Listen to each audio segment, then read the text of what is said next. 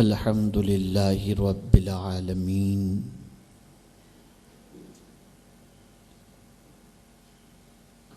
والعاقبۃ للمتقین والصلاۃ والسلام علی سید الانبیاء والمرسلین وعلى آلہ واصحابہ الطیبین الطاہرین اما بعد فاعوذ باللہ من الشیطان الرجیم بسم اللہ الرحمن الرحیم قال النبی صلی اللہ تعالی علیہ وسلم لا يؤمن أحدكم حتى أكون أحب إليه من والده وولده والناس أجمعين صدق الله العظيم۔ قابل قدر علماء ذوی الاحترام، حاضرین جشن غوث الورا و جشن خیر الورا صلی اللہ علیہ وسلم، السلام علیکم ورحمۃ اللہ وبرکاتہ۔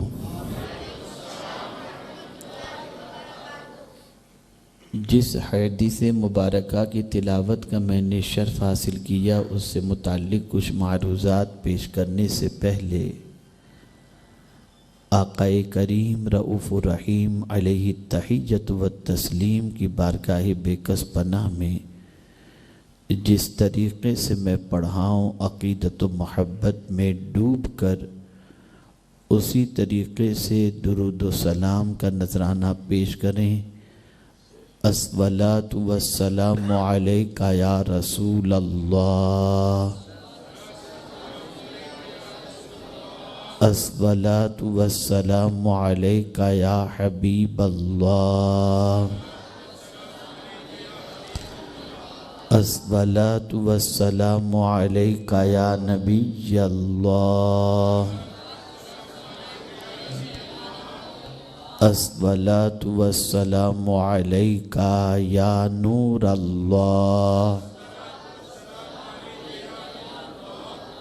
وعلی آلک و اصحابک یا حبیب اللہ، صلی اللہ تعالی علیہ وسلم۔ میرے پیارے آقا صلی اللہ علیہ وسلم کے پیارے دیوانوں، میں کچھ ضروری باتیں آپ کی سماعتوں کے حوالے کرنا چاہتا ہوں، خواتین سے بھی اور آپ سے بھی۔ ایک چیز ہے جس نے مسلمان کو تباہ کیا، اور وہی ایک چیز ہے جو اگر صحیح سمت پر مسلمان اس چیز کو لے کر کے جائے تو دنیا میں بھی اور آخرت میں بھی اس کی کامیابی ہے۔ وہ ایک چیز کون سی ہے جس نے امت مسلمہ کو تباہ کیا؟ مرد بھی سنیں، خواتین بھی سنیں، وہ ایک چیز تباہ کرنے والی ہے، عشق، جس کو انگلش میں کہتے ہیں لو۔ کسی نوجوان کو کسی لڑکی سے عشق ہو گیا، کسی لڑکی کو کسی لڑکے سے عشق ہو گیا، گھر بکھر گیا، اختلاف شروع ہو گئے،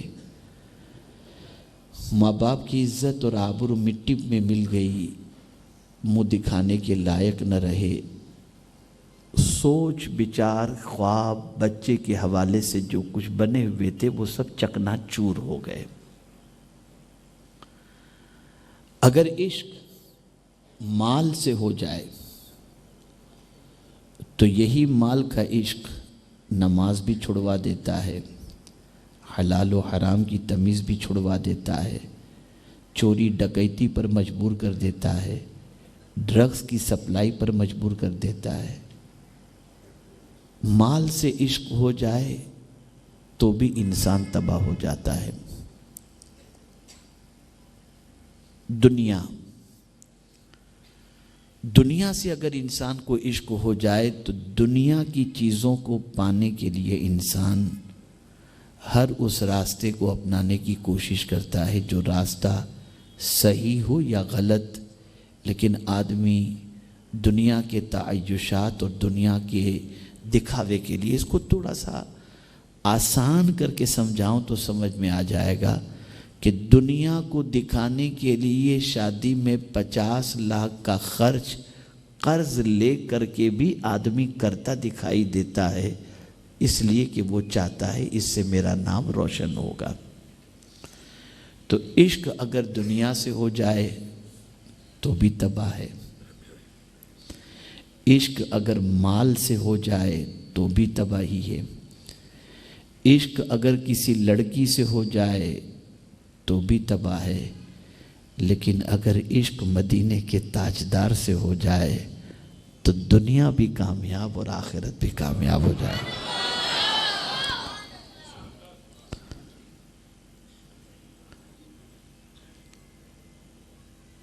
یاد رکھیں میرے پیارے آقا صلی اللہ تعالی علیہ وسلم کے پیارے دیوانوں، رب نے دل دیا ہے تو کسی کو چاہنے ہی کے لیے دیا ہے۔ دل ہے تو کسی کو چاہے گا، کسی نہ کسی کی محبت پیدا ہوگی۔ دل ہے تو کسی نہ کسی کی طرف مائل ہوگا، کسی حسن کو دیکھا دل مائل ہو گیا، کسی بنگلے کو دیکھا دل مائل ہو گیا، مرسیڈیز کار کو دیکھا دل مائل ہو گیا، کسی کے اچھے کپڑے دیکھ لیے دل مائل ہو گیا۔ آدمی جب کوئی ایسی چیز دیکھتا ہے جس کا حسن اس کی نگاہوں میں بس جائے اور وہ چیز اچھی لگے، دل اس کی طرف مائل ہو جاتا ہے۔ لیکن بات حسن سے میں شروع کرتا ہوں۔ کسی خوبصورت کو دیکھ لیا، دل میں محبت پیدا ہو گئی، لیکن میں آپ سے پوچھنا چاہتا ہوں، کیا میرے حضور سے بھی خوبصورت کوئی ہے؟ کیا میرے آقا صلی اللہ علیہ وسلم سے حسین بھی کوئی ہے؟ کیا ان کے چہرے سے بہتر بھی کسی کا چہرہ ہے؟ نہیں۔ سرکار صلی اللہ علیہ وسلم اتنے حسین تھے، اتنے خوبصورت تھے کہ خود مولا حضور کے حسن کی قسم یاد فرماتا ہے اور حضور کے چہرے کی قسم یاد فرماتا ہے۔ ایک مرتبہ ایک قافلہ مدینے آیا، مدینے کی باؤنڈری پر، بارڈر پر وہ قافلہ وہاں پر رکا۔ رسول گرامی وقار صلی اللہ تعالی علیہ وسلم اس قافلے والوں سے ملنے کے لیے تشریف لے گئے۔ قافلے والوں کو حضور کے بارے میں کچھ خبر نہیں تھی کہ یہ کون ہے۔ قافلے سے ملنے حضور پہنچے۔ آقا کریم صلی اللہ علیہ وسلم قافلے والوں سے ملاقات کے بعد ان قافلے والوں کے پاس ایک اونٹ تھا جو بڑا خوبصورت تھا۔ حضور کی نظر اس پر پڑی، سرکار صلی اللہ علیہ وسلم کو وہ اونٹ پسند آ گیا۔ پوچھا اس کا مالک کون ہے؟ تو بتایا فلاں صاحب اس کے مالک ہیں۔ سرکار صلی اللہ علیہ وسلم نے اونٹ کے مالک سے پوچھا کیا اونٹ بیچو گے؟ اس نے کہا ہاں۔ پوچھا کتنے میں؟ کہا 300 درہم میں۔ سرکار نے فرمایا منظور ہے، اور وہ اونٹ لے کر حضور صلی اللہ علیہ وسلم جاتے ہوئے ارشاد فرماتے ہیں شام تک تمہارے اونٹ کی رقم میں تمہیں پہنچا دوں گا۔ اور اونٹ لے کر حضور چلے گئے۔ ان لوگوں نے کچھ بھی نہ کہا۔ جب سرکار صلی اللہ علیہ وسلم نظروں سے اوجھل ہو گئے تو آپس میں باتیں شروع ہو گئیں کہ وہ شخص جو اونٹ لے کر کے چلا گیا تم جانتے ہو اس کا نام کیا تھا، وہ کون ہے، اس کا پتہ معلوم ہے؟ تو سب نے کہا ہم تو نہیں جانتے، نہ ان کا نام جانتے ہیں نہ ان کا پتہ معلوم ہے۔ تو اب آپس میں گفتگو شروع ہو گئی۔ پتہ نہیں یہ لے جانے والا کون شخص تھا، پیسے لا کر کے شام تک لوٹائے گا یا نہیں لوٹائے گا، یہ ڈسکس چل رہی تھی۔ اس میں ایک خاتون کھڑی ہوتی اور کہتی ہے اگر وہ شخص پیسے نہیں لوٹائے گا تو میں ذمہ داری لیتی ہوں تمہیں پیسہ ادا کرنے کی۔ اب اس خاتون سے پوچھا گیا کہ بہن یہ بتا، کیا تو اس اونٹ لے جانے والے کو پہچانتی ہے، ان کو جانتی ہے؟ تو خاتون جواب میں کہتی ہے پہچانتی تو نہیں، آج پہلی بار دیکھی ہوں، لیکن چہرہ بتا رہا تھا کہ وہ سچے کا چہرہ ہے۔ چہرہ بتا رہا تھا کہ وہ سچے کا چہرہ، یہ میرے آقا کا چہرہ مبارک تھا۔ اتنے حسین تھے میرے آقا صلی اللہ علیہ وسلم، اتنے خوبصورت تھے، خود مولا حضور کے چہرے کو تکتا ہے۔ قرآن کہتا ہے اے بیٹے ذرا تم لوگ سمجھدار ہو نا بیٹا، ذرا سنو، غور سے سنو، بعد میں مستی کرنا، آپ کی عمر مستی کرنے کی ہے لیکن محفل میں نہیں، محفل ختم ہو جائے پھر خوب مستی کرو، ٹھیک ہے بیٹا؟ ابھی خاموشی سے سنو، ایک مرتبہ درود شریف پڑھیں آپ، اللہم صلی علی سیدنا و مولانا محمد معدن الجود والکرم وآلہ وصحابہ وبارک وسلم، صلاۃ و سلام علیکہ یا سیدی یا رسول اللہ صلی اللہ تعالی علیہ وسلم۔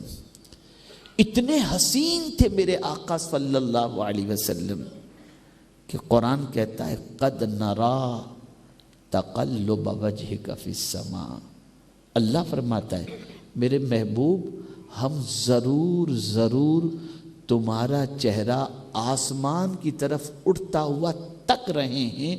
حضور کا حسن کتنا عظیم تھا کہ خود خدا حضور کے چہرے کو تک رہا ہے۔ تھوڑا آہستہ سبحان اللہ ہے نا بیٹے، ماشاءاللہ۔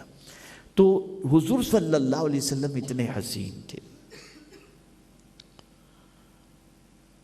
آج جن کے حسن پر آدمی فدا ہوتا ہے، لڑکی کا حسن دیکھا فدا ہوگا، بلکہ آج سچویشن یہ ہے کہ جب رشتہ کرنا ہوتا ہے تو آدمی کچھ نہیں دیکھتا، خوبصورتی دیکھتا ہے۔ نوجوان لڑکا کہتا ہے ہیروئن جیسی چاہیے، خوبصورت، کلر ذرا بھی وہ نہیں ہونا چاہیے۔ آپ کی چوائس کو ٹھیک ہے، آپ کی چوائس ہے، لیکن میرا جملہ زندگی پر یاد رکھیے گا،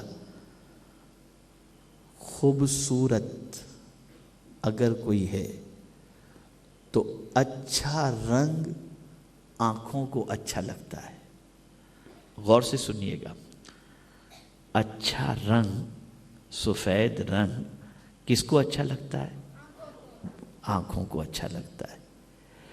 اور خوبصورت بیوی آ گئی، اب آنے کے بعد وہ نخرے شروع کر دی اس نے۔ سب ایسی نہیں ہوتی، لیکن کچھ بچیاں ہوتی ہیں، تمہاری میرے تو فلاں سے رشتے آتے تھے، وہ مجھے چاہتے تھے، ایسا ہوتا ویسا ہوتا، ذرا تم دیکھو اور میں دیکھو، یہ چلتا رہتا ہے، یہ ہوتا رہتا ہے۔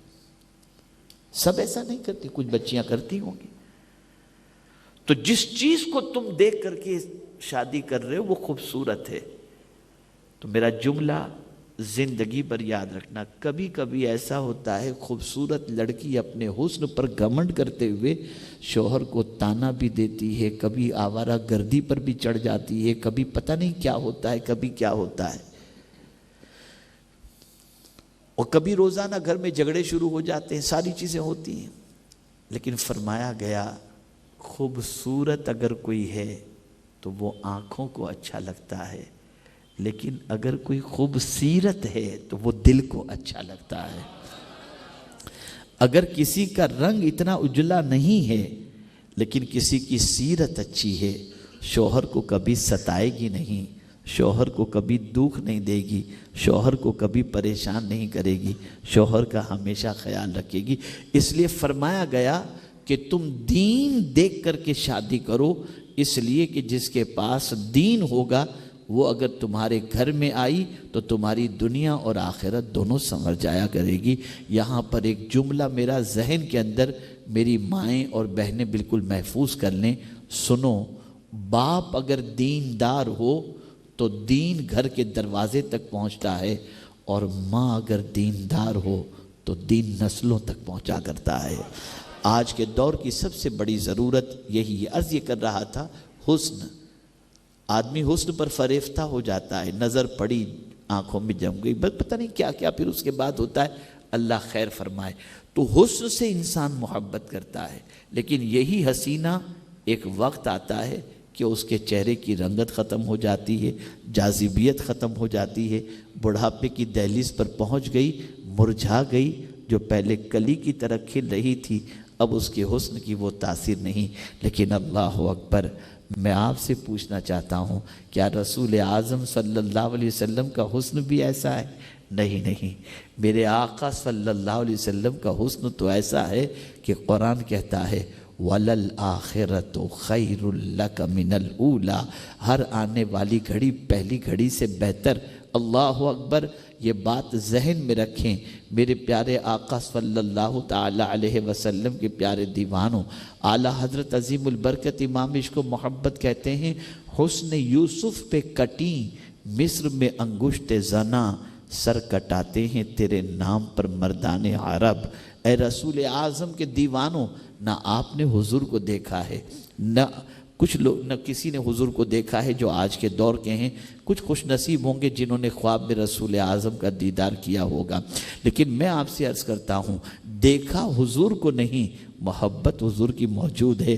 آپ مجھے بتائیے، بن دیکھے کسی سے محبت ہو اگر وہ کوئی ذات ہے تو مدینے کے تاجدار کی ذات ہے، وہ رسول اعظم صلی اللہ علیہ وسلم کی ذات ہے۔ بات ذہن کے اندر محفوظ کر لو، کعبہ بہت افضل و اعلیٰ ہے۔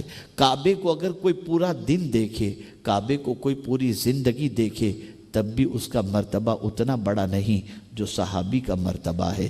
اگر کسی نے زندگی بھر طواف کیا، کسی نے زندگی بھر قرآن دیکھا، کسی نے زندگی بھر قرآن کی تلاوت کی، کسی نے رات و دن نماز روزے کے اندر گزار دیے، تب بھی اس کا وہ مقام نہیں جو صحابی کا مقام ہے۔ جس کسی صحابی نے، صحابی کہتے ہی اسے ہیں، جس نے بھی ایمان کی حالت میں ایک مرتبہ حضور کو دیکھا اور دیکھنے کے بعد اس کی موت واقع ہو گئی، وہ اس شخص سے بھی افضل ہے جس نے پوری زندگی کعبے کو دیکھا ہو۔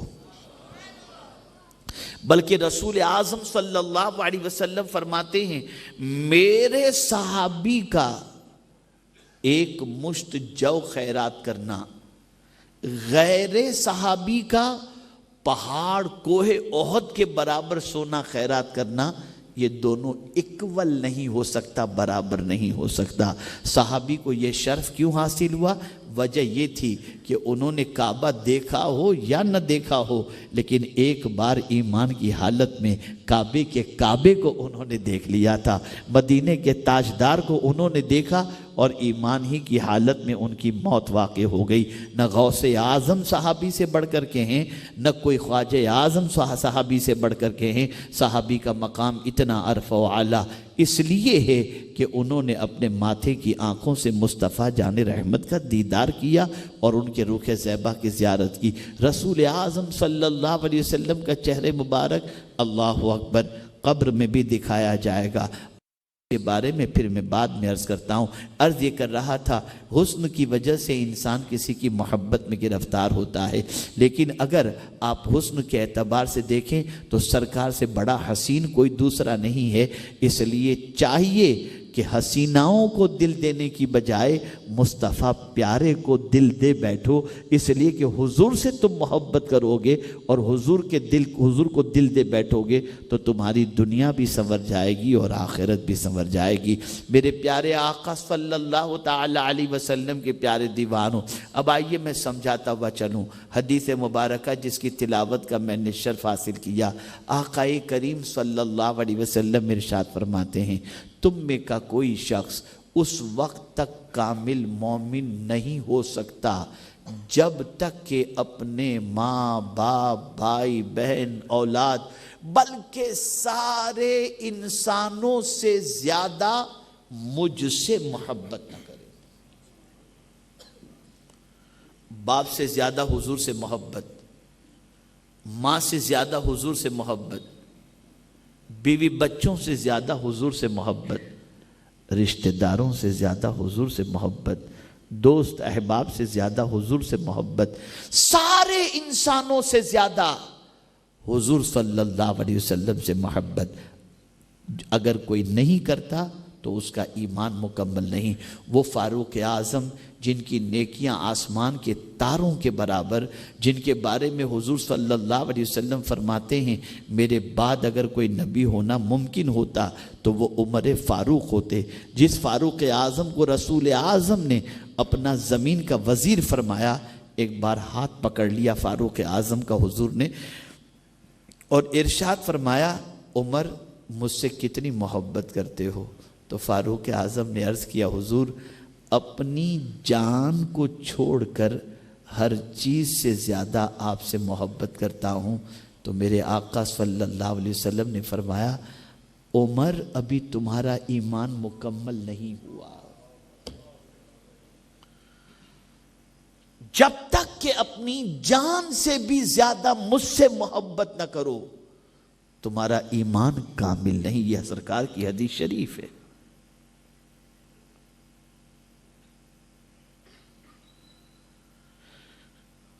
اب ایک شخص کے ذہن میں یہ بات آئے کہ میرے باپ نے مجھے پلایا کھلایا پڑھایا بڑا کیا، تعلیم دلائی، لباس پہنایا، صبح سے لے کر رات تک میرے باپ نے میرے لیے محنت کی، مشقت کی، مجھے جوان کیا، میرے لیے دکان خریدی، میرے لیے بینک میں پیسے جمع رکھے، میرے پیچھے انویسٹ کیا، یہ ساری چیزیں میرے باپ نے کی، تو کیا میرے باپ سے زیادہ بھی میں حضور سے محبت کروں؟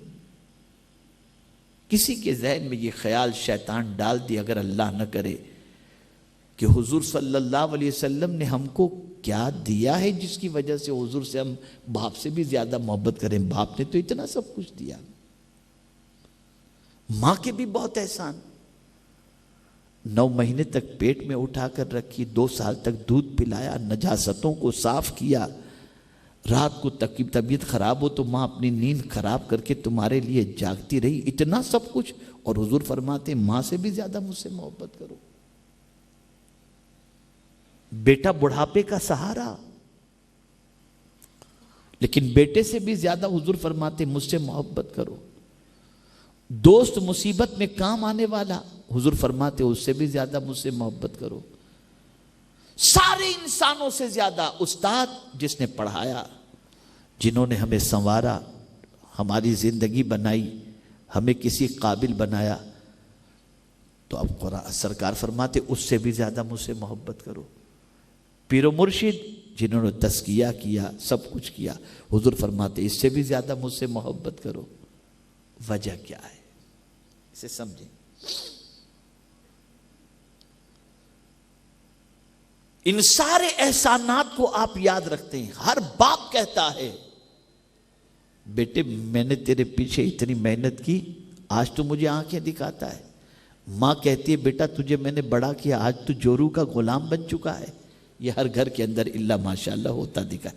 ہر کوئی اپنے احسان یاد دلاتا ہے، لیکن یاد رکھو یہ زمین ہو یا آسمان، ماں ہو یا باپ، چاند ہو یا سورج، قرآن ہو یا کوئی اور چیز، اگر کوئی چیز بھی ملی ہے، ماں ملی ہے، باپ ملا ہے، بیٹا ملا ہے، دوست ملا ہے، رشتہ دار ملے ہیں، زمین ملی ہے، آسمان ملا ہے، پانی ملا ہے، آب و ہوا ملی ہے، سب کچھ ملا ہے، تو اس ایک ذات کے صدقے میں جس کو مصطفیٰ جان رحمت کہتے ہیں، اگر حضور کو پیدا کرنا مقصود نہ ہوتا تو نہ زمین پیدا ہوتی، نہ آسمان پیدا ہوتا، نہ تم پیدا ہوتے، نہ ہم پیدا ہوتے۔ سب کچھ اللہ نے دیا ہے، وہ حضور کے صدقے میں عطا فرمایا ہے۔ پھر تھوڑا سا آگے بڑھیں تاکہ تھوڑا سا اور مضمون سے قریب ہوں۔ وہ باپ جو اپنے بیٹے کے لیے بے پناہ محنت کرتا ہے، مشقت کرتا ہے، قربانیاں دیتا ہے، رات و دن اس کے پیچھے اس کی مستقبل کو تابناک کرنے کے لیے لگا رہتا ہے، لیکن اس چہیتے بیٹے کے جسم سے جب روح نکل جاتی ہے تو اب باپ کا معاملہ یہ ہوتا ہے کہ میں اپنے بیٹے کو قبر کے سپرد کر دوں، روتے دھوتے، چاہتے نہ چاہتے، گھر میں نہیں رکھتا، آپ کو کوئی گھر ایسا نہیں ملے گا جہاں مرے ہوئے بیٹے کو باپ نے سنبھال کر کے رکھا ہو کہ میں اس کو دیکھتا رہوں، نہیں، بلکہ یہ کہا جاتا ہے جلدی سے اسے دفن کرو، جلدی سے میت کو اول منزل پہنچاؤ۔ کیا قبر میں اسے تکلیف نہیں پہنچے گی؟ پہنچے گی۔ باپ کاندھا دیتا ہے اپنے بیٹے کو، اس کے جنازے کو کاندھے پہ اٹھا کر، کاندھا دے کر اس جنازے کو لے کر قبرستان جاتا ہے، یہاں تک کہ تنہا بچے کو قبر میں اتار دیا جاتا ہے تو باپ خود جو اپنے بیٹے کے سر پر تھوڑا سا بوجھ نہیں دیکھ پاتا تھا، وہ اپنے ہاتھوں سے مٹی ڈالتا ہے، وہی باپ مٹی ڈالتا ہے۔ لیکن کوئی باپ اپنے بیٹے کی قبر میں نہیں جاتا، قبر میں نہیں جاتا کہ بیٹے قبر میں تجھے کام آؤں گا، نہیں۔ وہ ماں جو بیٹے کے سر میں درد ہو تو سر دباتی تھی، جب انتقال ہوتا ہے تو ماں خود اپنے بیٹے کے حوالے سے کہتی ہے کہ اب میں نے میرا دودھ معاف کر دیا اور میں نے یہ معاف کیا، لے جاؤ اللہ کے حوالے، اس کے لیے مغفرت کی دعا کرو، اللہ اس کے گناہ معاف کرے، اسے جنت عطا فرمائے۔ ماں جانتی ہے کہ قبر کے حوالے بچے کو جب کیا جائے گا تو اس پر منو مٹی ڈالی جائے گی، لیکن ماں اف بھی نہیں کرتی، اپنے بچے کے جنازے کو چھوڑ دیتی ہے اور کہتی ہے لے جاؤ۔ وہ تو جنازے تک بھی نہیں پہنچتی، نہ قبرستان تک پہنچتی ہے، گھر ہی سے رخصت کر دیتی ہے۔ دوست قبرستان تک پہنچتے ہیں، اعلیٰ حضرت عظیم البرکت کہتے ہیں ہائے غافل، وہ کیا جگہ ہے جہاں 5 جاتے ہیں 4 پھرتے ہیں۔ وہ باپ جس نے زندگی بھر ہمارے لیے محنت کی وہ قبر میں کام نہیں آ رہا، وہ ماں جس نے ہماری پرورش کے اندر بے پناہ کوشش کی وہ قبر میں ہمیں کام نہیں آ رہی، وہ دوست جو رات کو 2 بجے آواز دینے پر گاڑی لے کر گھر کے دروازے پر کھڑا رہتا تھا، مرنے کے بعد قبر میں کام نہیں آئے گا۔ کیوں حضور نے فرمایا سب سے زیادہ مجھ سے محبت کرو؟ وجہ یہ ہے کہ دوست، ماں، باپ، رشتہ دار کسی حد تک زمین کے اوپر کام آ سکتے ہیں، لیکن مجھ سے محبت کرو، میں تو تمہیں قبر میں بھی کام آنے والا ہوں، میں تمہیں قبر میں بھی کام آؤں گا۔ جہاں کوئی تم کو پوچھنے والا نہیں ہوگا وہاں میری ذات ہوگی جو تمہاری دستگیری کرے گی۔ اسی لیے صوفی جمیل کہتے ہیں میں وہ سنی ہوں جمیل قادری کے مرنے کے بعد میرا لاشا بھی کہے گا الصلاۃ والسلام۔ کون کام آئے گا؟ باپ کا چہرہ قبر میں نہیں دکھایا جائے گا، ماں کا چہرہ قبر میں نہیں دکھایا جائے گا، حضور کا چہرہ صلی اللہ علیہ وسلم قبر میں دکھایا جائے گا۔ یہ جو فرمایا گیا سب سے زیادہ حضور سے محبت کرو، وجہ یہی ہے کہ ان کے صدقے میں سب کچھ ملا، اور ہر مصیبت میں اگر کوئی ذات تمہیں کام آنے والی ہے تو مدینے کے تاجدار صلی اللہ علیہ وسلم کی ذات کام آنے والی۔ قیامت قرآن کی روشنی میں سمجھو،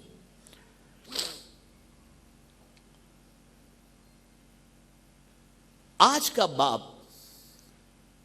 اپنے بیٹے کے فیوچر کو برائٹ بنانے کے لیے لوگوں کے پیسے بھی کھا جاتا ہے، چلو بیٹے کے بنگلہ بنا دو، بیٹے کو گاڑی دلا دو، بیٹے کو یہ کر دو، یہ سب کرتے رہتے ہیں، سمجھتے ہیں بیٹا مجھے بڑھاپے میں کام آئے گا۔ لیکن سنو کیا سچویشن ہوگی، میری بہنیں بھی سنیں۔ حضرت کعب رضی اللہ المولا تبارک و تعالیٰ عنہ فرماتے ہیں، تفسیر روح البیان میں علامہ اسماعیل حقی رحمت اللہ تعالی علیہ نے یہ واقعہ نقل فرمایا ہے۔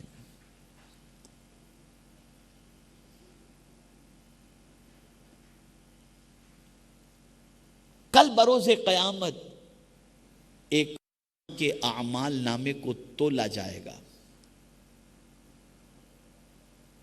تو نیکی اور گناہ دونوں اکول ہوں گے، برابر ہوں گے۔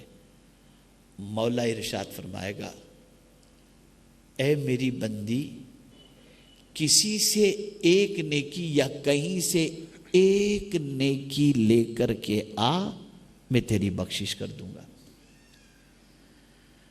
ماں کو چہیتا بیٹا میدان قیامت میں یاد آئے گا، وہ بیٹا جو ماں کے لیے خون دینے کے لیے تیار، جان دینے کے لیے تیار۔ ماں کی امید بندھے گی اپنے بیٹے کے سلسلے میں کہ ذرا محشر کے میدان میں اپنے بیٹے کو تلاش کروں، کہیں میرا بیٹا مل جائے، وہ تو ایک نیکی ضرور مجھے دے دے گا۔ جانتے ہیں حضرت کعب صحابی رسول ہیں، ارشاد فرماتے ہیں ماں تلاش کر کے اپنے بیٹے کو قیامت میں پالے گی، اور جب پالے گی تو ماں اپنے بیٹے سے کہے گی میرے لختے جگر، میزان پر میرے اعمال تولے گئے، دونوں برابر نیکی اور گناہ۔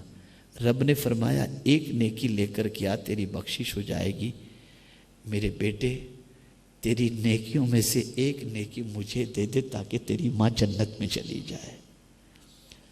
اس وقت بیٹا کہے گا ماں آج کے دن میں تیری کوئی مدد نہیں کر سکتا۔ ماں کہے گی بیٹے 9 مہینے تک تجھے میں نے اپنے پیٹ میں رکھا، تجھے پالا، ماں آج کے دن کوئی مدد نہیں کر سکتا۔ بیٹے 2 سال تک میں نے تجھے دودھ پلایا، ماں آج تیری میں کچھ مدد نہیں کر سکتا۔ بیٹے تیری گندگی میں نے بچپن میں صاف کی ہے، بیٹا ایک نیکی دے دے تیری ماں جنت میں چلی جائے گی، ماں میں تیری کوئی مدد نہیں کر سکتا۔ ماں کہے گی بیٹے تو رات کو روتا تھا تو میں اپنی نیند چھوڑ کر تیری طرف مائل ہو جاتی تھی، تجھے چپ کرانے کی کوشش کرتی تھی، بیٹے مجھے ایک نیکی دے دے تیری ماں کی بخشش ہو جائے گی۔ بیٹا کہے گا ماں آج میں تیری کوئی مدد نہیں کر سکتا۔ میں پوچھنا چاہتا ہوں جب ماں کو بیٹا چھوڑ دیتا ہو، بیٹے کو ماں چھوڑ دیتی ہو، جب یہ قیامت میں سچویشن ہوگی تو کون سی ذات ہوگی جو اپنی امت کو نہیں چھوڑے گی؟ تو وہ ذات میرے آقا کی ذات ہوگی۔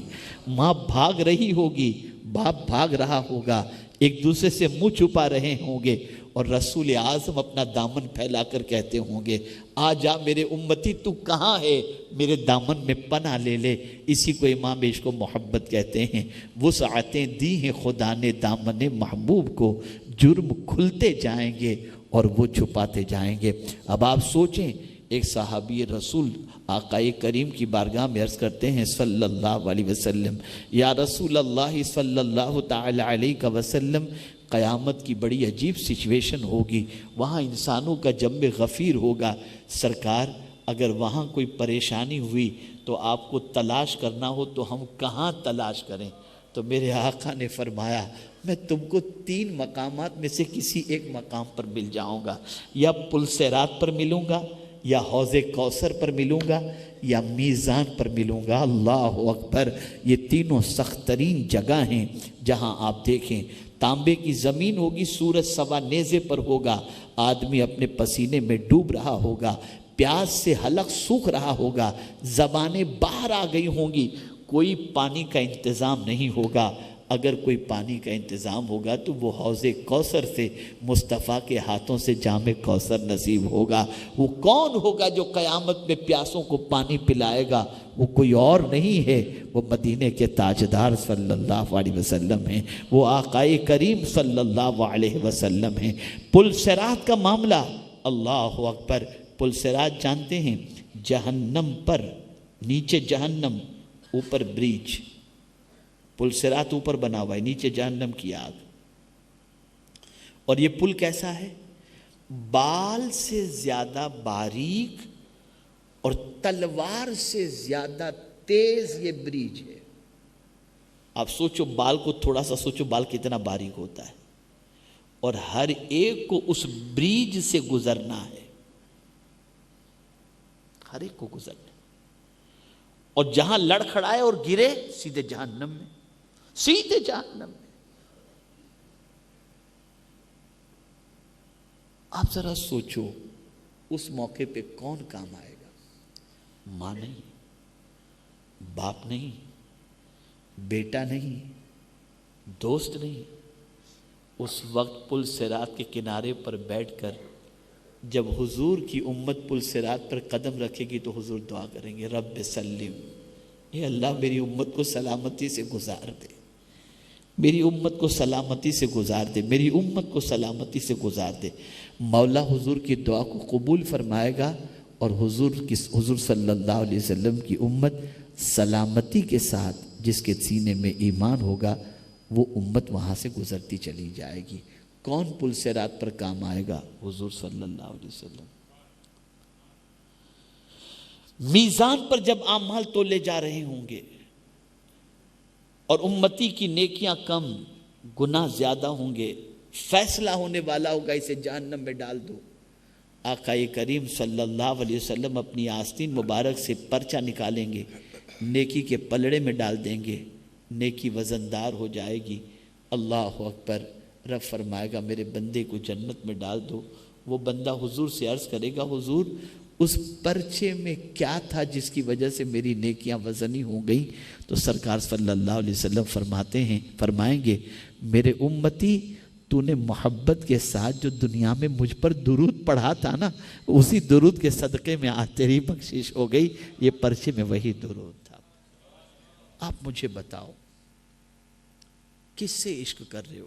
آپ میں سے کوئی یہ نہ سوچے کہ ماں سے محبت کرنا گناہ ہے یا باپ کی محبت گناہ ہے، نہیں، یہ تو محبت اللہ نے خود فرمائی ہے، کرو، ان کا احترام کرو، ماں کا احترام کرو، باپ کا احترام کرو، بیوی کے حقوق کا خیال کرو۔ عورتوں کو چاہیے کہ شوہر کی، لیکن یہ فرمایا گیا سب سے زیادہ حضور سے محبت کرو۔ باپ سے محبت کرنا ضروری ہے، ماں سے محبت کرنا ضروری ہے، لیکن اگر کوئی تمہیں کام آنے والی ذات زمین کے اوپر، زمین کے اندر اور میدان محشر میں ہے، تو وہ صرف حضور صلی اللہ علیہ وسلم کی ذات ہے۔ تو اس قوم کی تباہی کی سب سے بڑی وجہ یہ ہے کہ اس قوم نے سرکار صلی اللہ علیہ وسلم سے محبت کرنے کی بجائے ادھر ادھر منہ مارنا شروع کر دیا، اور ادھر ادھر عشق کے اندر گرفتار ہونا شروع کر دیا۔ ذرا خواتین کا عشق رسول دیکھیں آپ، جنگ احد کے موقع پر، جنگ احد کے موقع پر شیطان نے یہ رومر پھیلا دی کہ رسول اعظم صلی اللہ علیہ وسلم شہید ہو گئے۔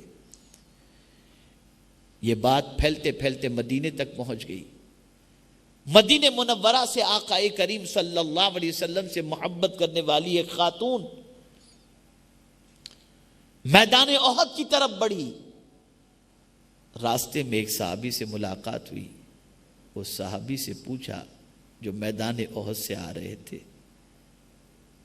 فرمایا اس خاتون نے، آقا کیسے ہیں؟ تو اس صحابی نے جواب دیا، تیرا شوہر شہید ہو گیا۔ تو کہا انا للہ و انا الیہ راجعون۔ لیکن اس کی طرف سے آقا کریم صلی اللہ علیہ وسلم کے بارے میں کوئی خاص جواب نہ ملا، تو وہ آگے بڑھی، پھر ایک ملے، ان سے پوچھا حضور کیسے ہیں؟ کہا تیرا بھائی شہید ہو گیا۔ کہا انا للہ و انا الیہ راجعون۔ اس کی طرف سے بھی حضور کے بارے میں کچھ نہیں پتا چلا، لیکن شوہر کے انتقال کا سن کر، شہادت کا سن کر، بیٹے بھائی کی شہادت کا سن کر واپس نہیں جاتی، پھر آگے بڑھتی ہے۔ ایک اور ملے، ان سے پوچھا حضور کیسے ہیں؟ کہاں ہیں حضور؟ تو انہوں نے بتایا تیرا بیٹا شہید ہو گیا۔ کہا انا للہ و انا الیہ راجعون۔ پھر آگے بڑھی، کسی اور سے ملاقات ہوئی، پوچھا حضور کیسے ہیں؟ تو کہا دیکھو حضور وہاں تشریف فرمائیں اور خیر و عافیت سے ہیں۔ تو برجستہ کہتی ہے اگر میرے آقا سلامت تو پھر سب سلامت ہے۔ یہ عشق تھا، یہ محبت تھی خواتین کی سرکار صلی اللہ علیہ وسلم سے۔ اور جب عورتوں کے دلوں میں رسول اعظم کی محبت تھی تو بیٹا عاشق رسول پیدا ہوتا تھا۔ آج کی مائیں اپنے بچے کو ڈانس کرتے دیکھ کر، گانے گنگناتے دیکھ کر فخر محسوس کرتی ہیں اور کہتی ہیں دیکھو، ویڈیو بناتی ہیں، میرا بچہ اس پکچر کے گانے پر پورا پورا ہیرو جیسا ڈانس کرتا ہے۔ العیاذ باللہ، کہاں جا رہی ہو میری قوم کی بچی ہو تم؟ کون کام آئے گا تمہیں؟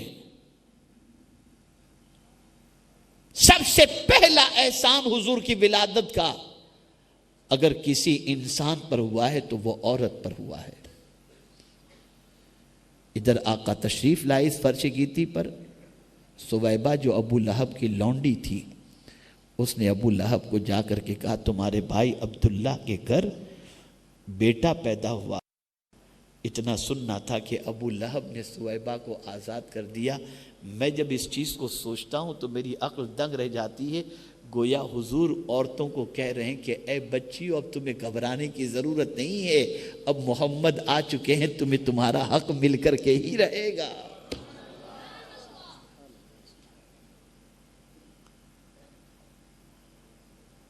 آج اگر کوئی باپ اپنی بیٹی کا خیال رکھتا ہے، اس کی آبرو کا، اس کے مستقبل کا، اس کی خوشی کا، اس کے غم کا، تو یہ صدقہ ہے پیغمبر رحمت صلی اللہ علیہ وسلم کا. ورنہ میں آپ کو بتاؤں، میں نے مغربی دنیا کے اندر دیکھا ہے، امریکہ، برطانیہ وغیرہ میں جا کر کے دیکھیے تو بیٹی اپنے بوائے فرینڈ کو لے کر کے گھر میں انٹر ہوتی ہے، باپ کو اتنی ہمت بھی نہیں ہوتی کہ اپنی بیٹی سے پوچھے کہ بیٹا یہ کون ہے. یہ سچویشن ہے. لیکن اگر مسلم معاشرے کا معاملہ ہے تو آج بھی ماں باپ سب اپنی بیٹی کی فکر کرتے دکھائی دیتے ہیں. یہ فکر کیوں کرتے ہیں؟ یہ رسول اعظم کے صدقے میں کرتے ہیں کہ آقا کریم نے بیٹی کا یہ حق بتایا اور بیٹی کا یہ مرتبہ بتایا ہے. اگر کوئی بھائی اپنے بہن کے سر پر دوپٹہ رکھتا ہے اور بہن کی خوشیوں کا خیال کرتا ہے اور بہن کے لیے اپنے دل کے اندر محبت رکھتا ہے اور بہن کے لیے تڑپتا ہے، تو یہ بھی صدقہ ہے پیغمبر رحمت صلی اللہ علیہ وسلم کا. ورنہ تاریخ اٹھا کر کے دیکھو، رسول اعظم سے پہلے بہنوں کا کیا حال تھا، بیٹیوں کا کیا حال تھا. یہ سن لو، اپنے ہاتھوں سے باپ اپنی بیٹی کو زندہ زمین میں دفن کر دیتے تھے اور انہیں کوئی تکلیف بھی نہیں ہوتی تھی. یہ جو آج آبرو ملی ہے عورتوں کو، یہ صدقہ ہے پیغمبر رحمت صلی اللہ علیہ وسلم کا. زندگی رہی تو میں پھر کبھی عرض کروں گا کہ عورتوں پر حضور صلی اللہ علیہ وسلم کے کتنے احسانات ہیں. اچھی طریقے سے ذہن کے اندر رکھو، عشق اگر گندا ہے تو دنیا تباہ ہو جائے گی، اور عشق اگر مصطفیٰ سے ہے تو دنیا بھی کامیاب، آخرت بھی کامیاب، قبر بھی کامیاب، اور سب کچھ کامیاب ہو جائے. اس لیے حضور نے خود سے محبت کے بارے میں فرمایا، مجھ سے محبت کرو، سارے انسانوں سے زیادہ محبت کرو. آج اسی محبت کو نکالا جا رہا ہے.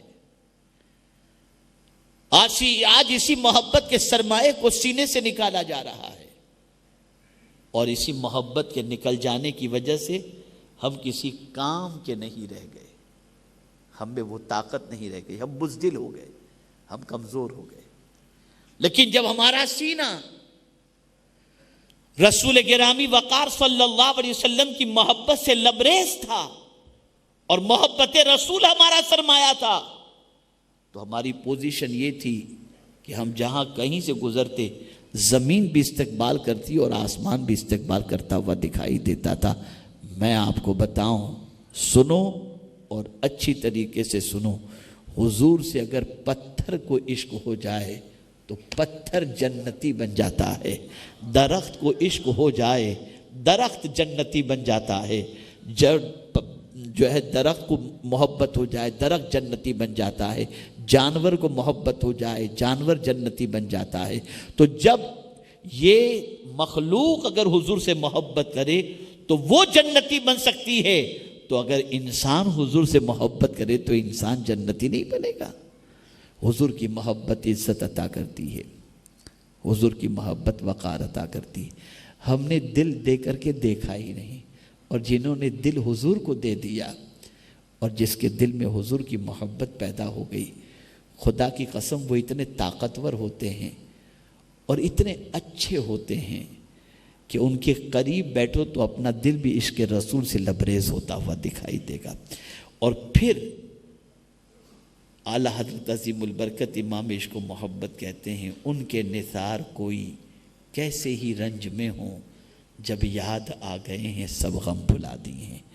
آج اگر راستہ بھٹک رہا ہے انسان تو محبت رسول کی کمی کی وجہ سے.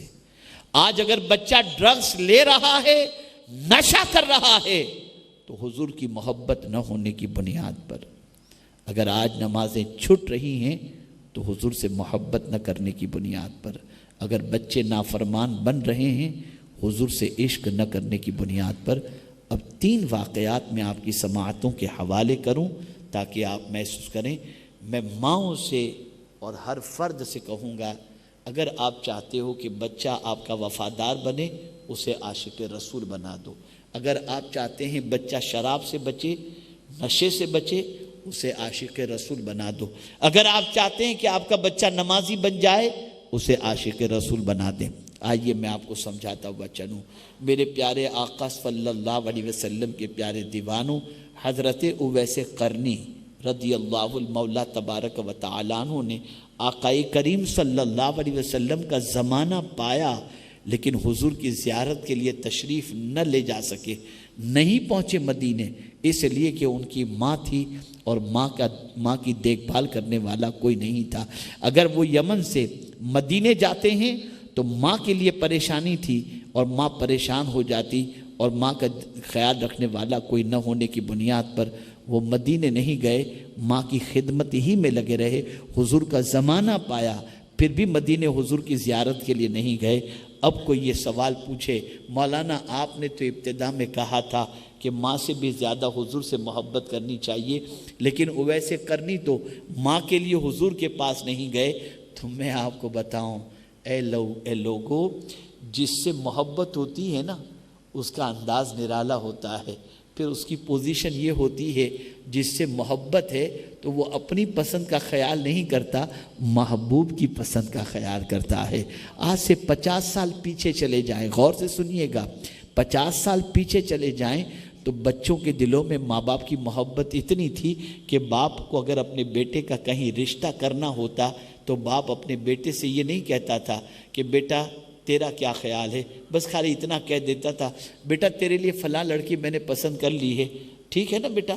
تو بچہ کہتا تھا ابا اب مجھے کیا پوچھ رہے ہو، آپ میرا برا تھوڑی چاہو گے، آپ تو مجھ سے بے پناہ محبت کرتے ہو، آپ جو بھی ڈھونڈو گے وہ اچھی ڈھونڈو گے۔ اللہ اکبر، 50 سال پہلے یہ پوزیشن تھی، اور آج پوزیشن کیا ہے؟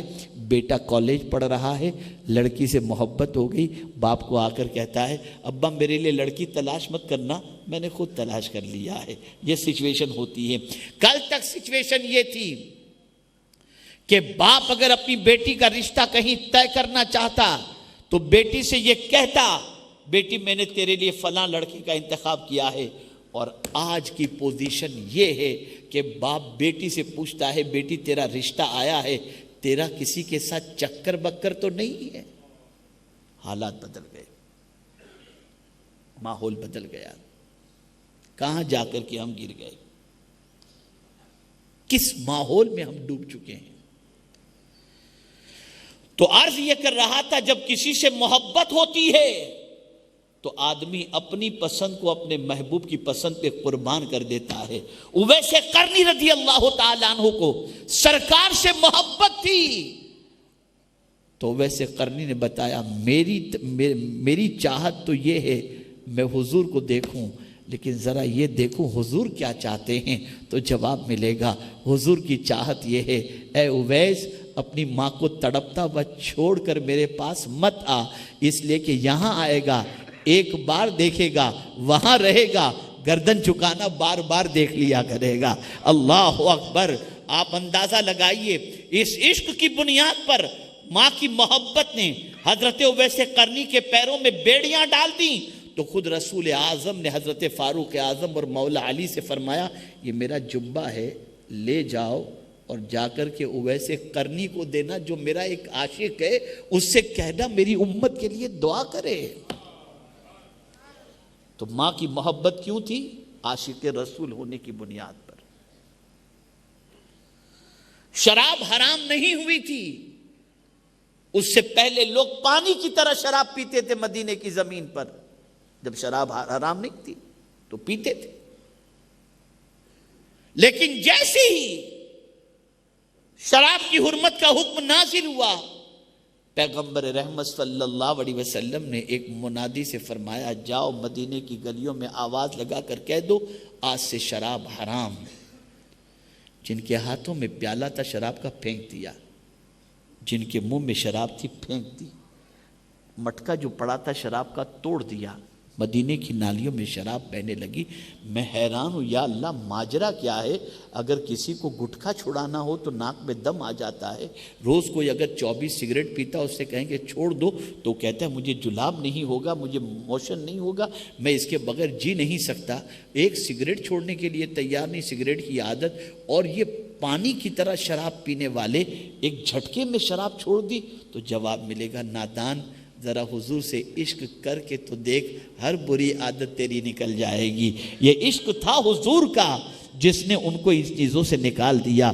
اے رسول اعظم صلی اللہ علیہ وسلم کے دیوانوں, ان سے اگر جائے کہ کیا تمہیں شراب کے نشے میں اتنی لذت نہیں تھی, تم شراب کے اندر ڈوبے ہوئے تھے, اتنی جلدی سے تم نے شراب کیوں چھوڑ دیا؟ تو جواب ملے گا نادان, شراب کا نشہ بڑا نہیں ہے, محبت رسول کا نشہ سب سے بڑا نشہ ہوا کرتا ہے. ذرا حضور سے عشق کر کے دیکھ, ہر چیز چھوڑنے کے لیے تو تیار ہو جائے گا. اب ایک اور بات عرض کر کے اپنی گفتگو کو ختم کرتا ہوں. ایک مرتبہ درود شریف پڑھ لیں. اللہم صلی علی سیدنا و مولانا محمد طب القلوب و دوائها وعافیت الابدان و شفائها و نور الابصار و ضیائها وعلی آلہ و اصحابہ و بارک وسلم. نماز بے خوف و خطر, بغیر ہچکچائے آسانی سے آدمی چھوڑ دیتا ہے اور سمجھتا ہے کیا ہو, کوئی گناہ ہی نہیں سمجھ رہا اس کو. نماز چھوڑنا اس کے نزدیک کوئی گناہ ہی نہیں ہے, چلتا نہیں, ایزی لے رہا ہے نماز چھوڑنے کو, ایزی لے رہا ہے نماز چھوڑنا. لیکن اگر حضور کا عشق ہو تو نماز نہیں چھوٹے گی. میں آپ کو مثال کے ذریعے سمجھاؤں. میرے ایک دوست ہیں 5 وقتہ نماز کے پابند, بہت پنکچول نماز کے. انہوں نے کہا کہ ایک مرتبہ حضرت ایسا ہوا کہ طلوع آفتاب کو 7-8 منٹ باقی تھے اور میری آنکھ کھلی. میں نے سوچا اب 7-8 منٹ باقی ہے, میں استنجا کروں گا, وضو کروں گا, اتنے میں تو وقت چلا جائے گا. شیطان نے مجھے تھپکی دی, سو جا, جانے دے, نماز جاتی ہے, جانے دے. لیکن میرے عشق نے آواز لگائی اور میرے ذہن میں ایک بات آئی, دل میں ایک بات آئی کہ اے شخص, تو اگر اٹھ کر کے جلدی وضو کر کے 2 فرض ہی پڑھ لے گا تو حضور کی آنکھوں کو ٹھنڈک پہنچ جائے گی. اس لیے کہ نماز میں حضور کی آنکھوں کو ٹھنڈک ہے. وہ شخص کہتا ہے میں اٹھا, میں نے جلدی سے وضو کیا, 2 فرض میں نے پڑھی, اس کے بعد کا جملہ دل کو چھونے والا ہے. اس نے کہا نمازیں تو اس سے پہلے بھی بہت میں نے پڑھی تھی, لیکن جو لذت آج کی 2 رکعت میں ملی ہے وہ لذت مجھے کبھی نہیں ملی.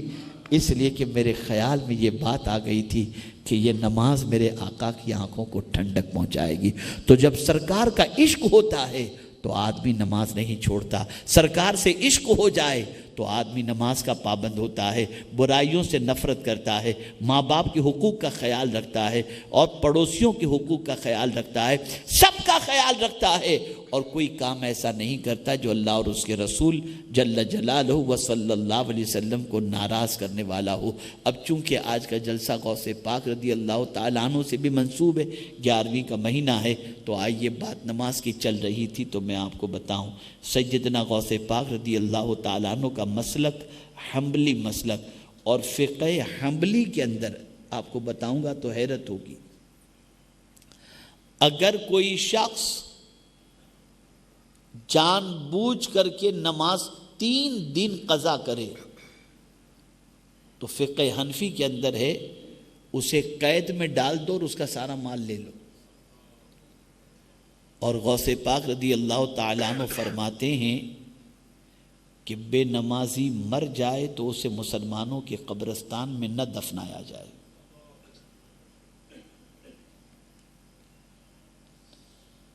سیدنا غوث پاک کی یاد کی محفل سجانا اور نماز چھوڑنا۔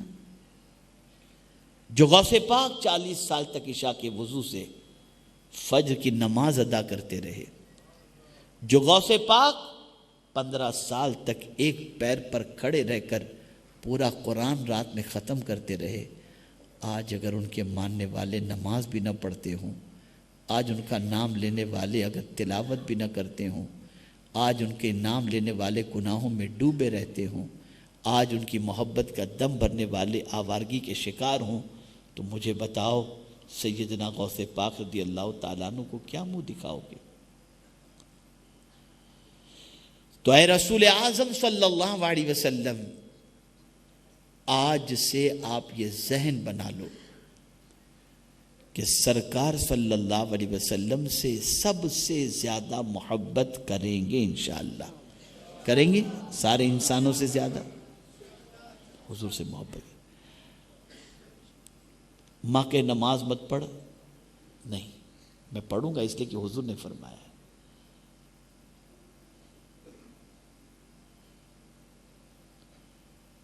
اللہ اور اس کے رسول کی اطاعت کو مقدم رکھو۔ اچھا اب سوال یہ پیدا ہوتا ہے کہ حضور کا عشق پیدا کیسے ہو؟ حضور کا عشق کیسے پیدا ہو؟ محبت تو پیدا ہونے کے لیے کوئی طریقہ چاہیے نا۔ جتنی بھی ایڈ اس وقت ٹی وی پر آتی ہیں محبت پیدا کرنے کے لیے آتی ہیں، فیس واش کی ایڈ، کاسمیٹک کی ایڈ، پاؤڈر کی ایڈ، صابن کی ایڈ، کوکا کولا کی ایڈ، اس کی ایڈ اس کی ایڈ، بار بار دیکھو تو محبت پیدا ہو جاتی ہے، روز سنو محبت پیدا ہو جاتی ہے۔ استعمال کا دل ہوتا ہے، یہ بے وقوف لوگ نہیں کہ کروڑوں روپیہ خرچ کرتے ہیں اور پھر اس میں یہ بھی ذہن میں رہے ایڈ کے لیے کسی فیمس کو، کسی سیلیبریٹی کو اپوائنٹ کرتے ہیں اور اسے ایڈ میں لاتے ہیں برانڈ ایمبیسیڈر بنا کر، اور وہ آتا ہے اور وہ اس چیز کی ایڈ دیتا ہے، کوکا کولا پی کر بتاتا ہے، صابن استعمال کر کے بتاتا ہے، تاکہ تم بھی اس کے جیسے بن سکو اور یہ ساری چیزیں کرو۔ نادانوں، آج تک سب ایڈ دیکھ کر کے تم نے برانڈ ایمبیسیڈر کے طریقے کو اور اس کی پسند کو اپنایا۔ میں تم سے گزارش کرتا ہوں حضور کی سیرت پڑھو اور تلاش کرو کہ حضور کی پسند کیا تھی۔ جب پڑھو گے نہیں حضور کو تو حضور کی محبت کیسے پیدا ہوگی؟ اور تھوڑا ایزی کر کے میں بتا دوں تو آپ کو سمجھ میں بات آئے گا۔ آپ کے پاس موبائل، میرے پاس بھی موبائل، واٹس ایپ گروپ آپ کا ہوتا ہے، فیس بک پر گروپ ہوتا ہے، ٹویٹر پر فالوورز ہوتے ہیں، ساری چیزیں ہوتی ہیں، ایک ہی وقت میں سب کو میسج۔ اور کچھ لوگ ایسے ہوتے ہیں جن کو ہم نے دیکھا بھی نہیں ہوتا، ان کے پاس نمبر ہوتے ہیں، میسج کرتے ہیں، میں چینائی میں رہتا ہوں، میں آپ سے بڑی محبت کرتا ہوں، میسج آ گیا، آپ نے جواب دے دیا، اب روز اس کا میسج آ رہا ہے، روز آپ کا ان سے کنیکشن ہو رہا ہے، ایک دن وہ آپ کے سامنے آ کے کھڑا ہو جاتا ہے، میں وہی ہوں جو آپ کو روز میسج، اچھا تم وہی ہو، گلے ملتے ہیں، محبت سے ملتے ہیں، یار تمہارا میسج بڑا اچھا تھا، یہ وہ ساری چیزیں ہوتی ہیں، ٹھیک ہے نا۔ کمیونیکیشن سے محبت بڑھتی ہے، رابطے سے محبت بڑھتی ہے۔ آؤ میں حضور سے تمہیں رابطے کا ایک طریقہ بتا دوں تاکہ تمہارے دل میں بھی حضور سے محبت پیدا ہو جائے۔ اللہ اکبر۔ اور سب سے بہترین حضور سے رابطے کا ذریعہ حضور پر درود و سلام پڑھنا ہے۔ ادھر تم درود پڑھو گے، فرشتے حضور کی بارگاہ میں تمہارا نام، تمہارے باپ کا نام لے کر کہیں گے فلاں ابن فلاں نے آپ پر درود کا تحفہ پیش فرمایا ہے۔ اب 100 بار آپ درود پڑھ رہے ہو، 100 بار آپ کا نام حضور کی بارگاہ میں لیا جا رہا ہے۔ اب جب قبر میں آپ پہنچیں گے نا تو حضور کو میں وہی ہوں جو آپ پر درود پڑھا کرتا تھا. تو سرکار صلی اللہ علیہ وسلم کرم کی نظر فرما دیں گے. درود کے عادی بناؤ، بچوں کو عادی بناؤ، خود درود شریف کے عادی بناؤ، نماز کے عادی بنو. جب تک کہ یہ ساری چیزیں اپنی زندگی میں نافذ نہیں کرو گے، گناہ تمہیں سکون کی دولت نہیں دے سکتا، گناہ تمہیں تباہی اور بربادی کی طرف لے جائے گا. ایجوکیشن پر گفتگو ہوتی ہے، ہونا چاہیے، توجہ دو، تعلیم حاصل کرو. اخلاق پر گفتگو ہوتی ہے، ہونا چاہیے، ضرور کرو. لیکن ایک بات خاص طور پر ذہن میں رہے کہ اگر سرکار سے سچا عشق ہے تو اس عشق کے پیدا ہونے کے بعد پھر آدمی ایجوکیشن بھی حاصل کرے گا، اخلاق بھی سنوارے گا، ساری چیزیں کرے گا. اس لیے کہ محبت جب ہو جاتی ہے تو محبوب کی ہر پسند والی چیز کو آدمی اپنانے کے لیے تیار ہو جاتا ہے. تو اے رسول اعظم صلی اللہ تعالی علیہ وسلم کے دیوانوں، آپ کے علاقے میں پہلی بار حاضر ہو کر مجھے بے پناہ مسرت ہو رہی ہے کہ اس طریقے سے سنجیدہ ماحول کے ساتھ مرد و خواتین گفتگو سن رہے ہیں. اور میں امید کرتا ہوں کہ میری باتوں کو آپ دل کے نہا خانے میں جگہ دینے کی کوشش کریں گے. میں پھر ایک مرتبہ عرض کرتا ہوں، دل جسم کا بادشاہ ہے، اسے نبیوں کے سردار کو دے کر کے دیکھو، تمہاری طبیعت خوش ہو جائے گی انشاءاللہ العظیم. آقا کریم صلی اللہ علیہ وسلم سے محبت کرو، ان کی سیرت پڑھو، ان کی زلفوں کا تذکرہ پڑھو، ان کے چہرے کا تذکرہ پڑھو، ان کی سخاوت کا تذکرہ پڑھو، ان کی عنایتوں کا تذکرہ پڑھو، ان کے احسانات کا تذکرہ پڑھو، تاکہ تمہارے دل میں حضور صلی اللہ علیہ وسلم کی محبت پیدا ہو. اللہ رب العزت جل جلالہ آقا کریم رؤوف الرحیم علیہ التحیۃ والتسلیم کے صدق و طفیل مجھے، آپ کو، سب کو اللہ کے رسول صلی اللہ علیہ وسلم سے سارے انسانوں سے زیادہ محبت کی توفیق نصیب فرمائے. اور پروردگار ہم سب کو قانون الہی اور قانون رسول صلی اللہ علیہ وسلم کے سانچے میں ڈھل کر اپنی زندگی گزارنے کی توفیق نصیب فرمائے.